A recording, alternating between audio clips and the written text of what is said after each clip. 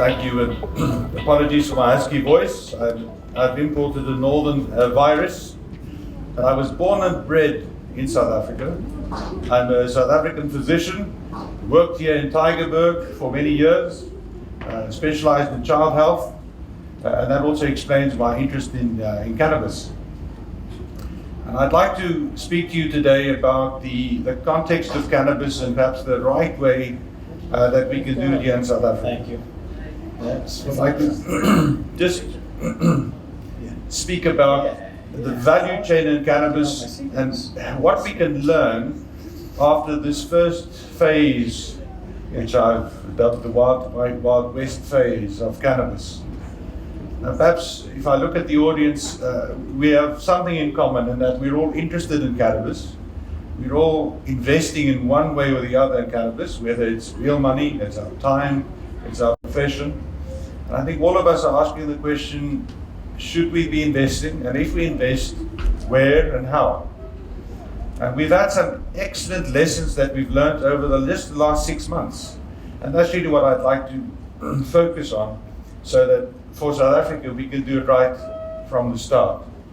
If you look at the cannabis value chain, it's actually very simple. It started with cultivation thousands of years ago, and it was done informally. And it's only over the last 5 to 7 years where cultivation has become and gone mainstream. You wonder why is this? It's quite simple that up to 2012, the United Nations had a ban on cannabis, and it was classified as an illegal drug in all countries of the UN. So really, if you think of cannabis 1-0, it was while it was banned. And then since 2012, you had a huge expansion of cannabis and cannabinoid-related medicines being sold worldwide, especially in the Northern Hemisphere. And there are people like Lorne, who you heard first in the morning. He's one of the early adopters.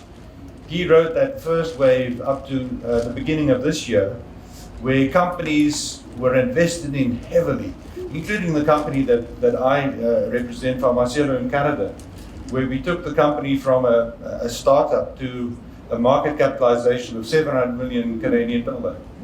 And this was part of the early part of this year where companies were doing extremely well, based on investment in potential. Then suddenly, 6 months ago, there was first a plateau and then a decrease in the market. The one slide shown by Lorne showed that there's been a contraction of about 30 to 40%, depending on the country, in the whole industry. Most important is to understand why this happened.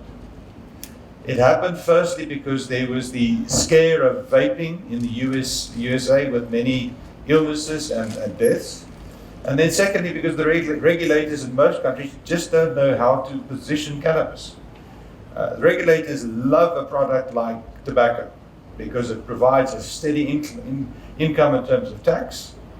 And they love the wines and the other fast-moving consumer goods of the world because it provides jobs, revenue to the government, and if it can be regulated proportionately, it helps. It's a win-win for everybody. In cannabis, we haven't reached that point yet. So if we look at the value chain, the question for South Africa is where to position itself. Warren earlier this morning said we should not fall into the same trap that South Africa always falls into. It produces the raw material, it exports the raw material to the north. The north adds minimal value but sells it at maximum return on investment. So the big money is made in the north, and the south end up as being farms. And eventually the product becomes a commodity. And Africa has to ask itself the question, is that where it wants to be in the cannabis business, only in cultivation? Or would it like to be part of the full value chain and really play where the big margins are made, and that's in terms of product development? If you look at the economics of cannabis, cultivation at the moment would probably give a 10-20% return on investment. In terms of processing, there's a good 5 or 10% return on your value investment. But by far, the products that are sold, especially in the Northern Hemisphere, will provide returns of up to 50 to 100%. So that's for any business person or investor. That's where you want to go. But to get there, you have to build the industry and the category in the right way. We also have to understand that we live in a new world. We're in the fourth industrial revolution. So where in the past we didn't use artificial intelligence, we do use that now. Whether it's cultivation, whether it's product development, we use big data and the Internet of Things to make sure that we plant smart plants. And we use smart plants and process them smartly so that eventually you end up with a product at the lowest possible production cost, safest possible levels for the consumer, and sell that. So if South Africa wanted to leapfrog what is happening in the northern countries, invest also in the artificial intelligence in the whole value chain. If you look at the world of chronic disease, WHO, the World Health Organization, would say that 62% of all of us will eventually die of chronic diseases. And they're really the big four. It's heart disease, lung disease, cancer, and diabetes. If you smoke, 1 out of 2 smokers will die prematurely and will have diseases that will lower their quality of life. So part of all of those chronic diseases is, for instance, the symptom of pain. And by far, that's cannabis's biggest opportunity, is just pain. Just to be, if you look, listen carefully at Donald Abrams earlier this morning, where he said at least there's an evidence base where we can claim that cannabis is an effective therapy for pain. So if you want to position yourself in terms of the roadmap from plant to prescription drug, you'd ask yourself the question, do you want to be part of the synthetic drug business? If you were able to develop the next drug against high cholesterol, it will cost you about $3 billion. It will be about 15 years of R&D before you have your 15 years of a monopoly where you can sell that drug. If you're in biotech and you do biological drugs, it will be 8 years of development and about $1 billion. I would predict that cannabis will probably leapfrog all of that and make it possible to provide cannabis or cannabinoid-based drugs to patients that would be much cheaper than that. Frankly, that's why I'm in cannabis. While I was treating children in Tygerberg here in the Cape, the heartache to see that children don't have access to expensive drugs just has an impact on any health professional. And if you look at, for instance, the condition of epilepsy, if we were able to develop a plant-based product at a minimal cost and provide access to children with epilepsy in South Africa, other African countries, and the world, we would fundamentally disrupt the pharmaceutical industry and make children healthier, or at least those with epilepsy. And so we can, for every condition, try and find the right indication and effective combination of cannabinoids to address that. Where did the North go wrong? Now, if you've been following the vaping issue, e-cigarettes per se is probably the public health's best kept secret over the last 10 years, because it gives smokers a chance to escape smoking tobacco, which will kill 1 out of 2 of the smokers, and is at least 95% less harmful. But there's been a craze, especially in the US, about the potential harms of vaping. It's usually to do with children, and now it's marketed to children, which we all agree should not be done. But the problem is, you take away a device that helps a smoker get out of an addictive habit and a deadly habit by literally throwing out the baby with the bathwater. This has now happened with THC.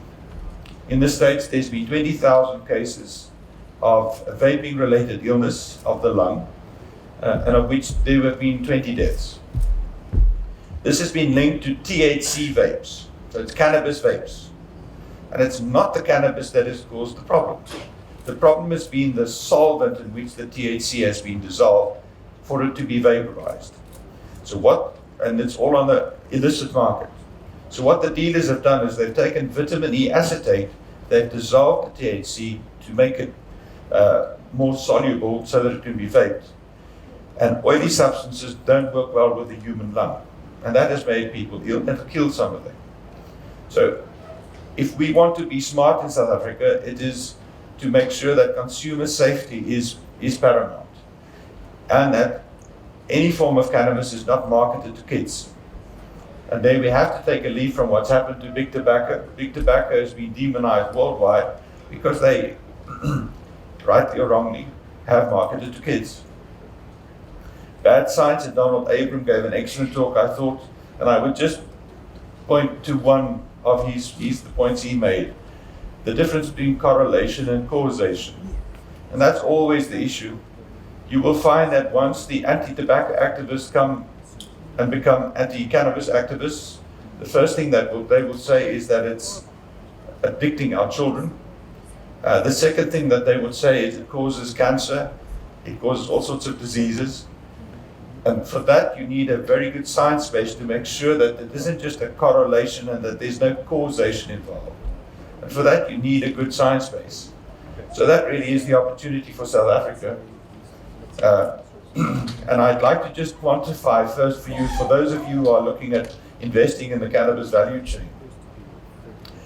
Cannabis, and the way it's been traditionally used in South Africa, has basically been as a combustible in rural South Africa, up in the mountains, or by make love not war hippie types. That's the general profile that's always portrayed in the press.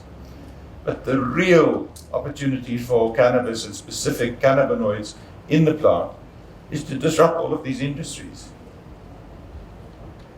And take careful note that the first big beverage industry that bought into cannabis was Constellation Brands. And they paid a huge premium to buy into cannabis because they could see that cannabis was beginning to eat their lunch. Second big one was Big Tobacco. Big Tobacco bought the shares in Canadian cannabis companies as well.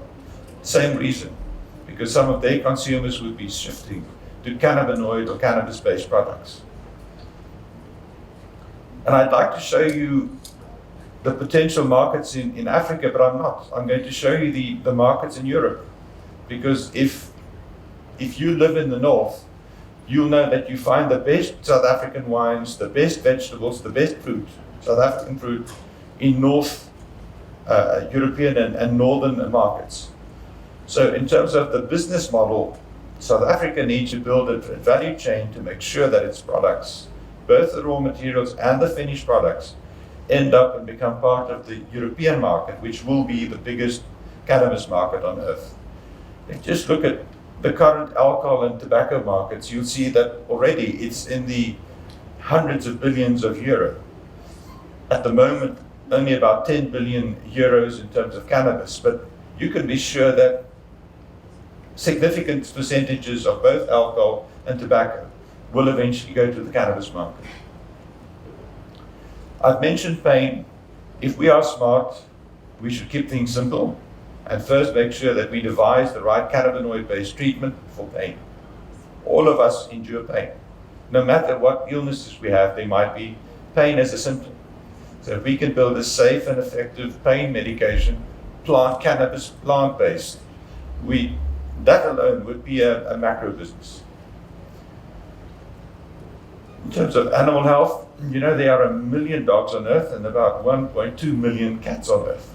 There are no more willing consumers than the owners of these pets. So animal health we see as a major market, which is also something which the South African growers and finished products producers should look at. So, easy next steps. The regulators in the room really need to be helped. They need to have products that are safe and effective and that has a high quality. And South Africa, as Warren mentioned, can actually be the template, not only for the continent, but for the world. It's really possible because it's such a nascent industry. In terms of science, we can do in South Africa, at the University of Cape Town and all the universities up north, fundamental research is quite possible, which is still needed. From the plant-based research that Nirit spoke about, to the clinical studies, which Donald Abrams spoke about. Once we've done enough clinical studies to show what sort of cannabinoid is effective against pain, for instance, or nausea, we will be streets ahead of what's happening up north. And then lastly, often overlooked, but really understood well by the consumer goods like Nestle and McDonald's, PepsiCo, Coca-Cola. They understand the consumer. And here South Africa can make big inroads by developing consumer insights and selling that and building that into finished products. We can do that. And I would suggest that, as a last slide, the industry science in South Africa should start off on the right footing by making sure that it has excellent product-specific research, especially in terms of product safety. Make sure that the device-specific research is done, and then I would especially want to capture what is done in terms of the consumers up in the Transkei Mountains, in Johannesburg. Build a consumer understanding that we can export to the north and the world to make cannabis a global success story for South Africa. Thank you.